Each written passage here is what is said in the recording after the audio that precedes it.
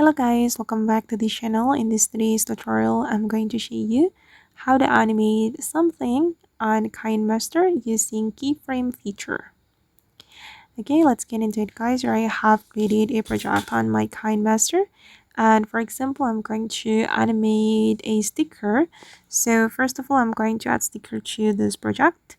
I'm going to go to the layer and then I'm going to select sticker. Okay, and then I'm just going to pick a random sticker from here. Okay, I'm going to choose this one, this ball. And then I'm going to place it right here. For example, I'm going to create bounce effect with this keyframe feature. Okay, if you want to get the keyframe feature, you can place the pointer on the object you want to animate. Okay, this is for the pointer. I have placed it right here. Okay, and then you can click on this keyframe icon like this and then make a movement. Okay, I'm going to create bounce effect.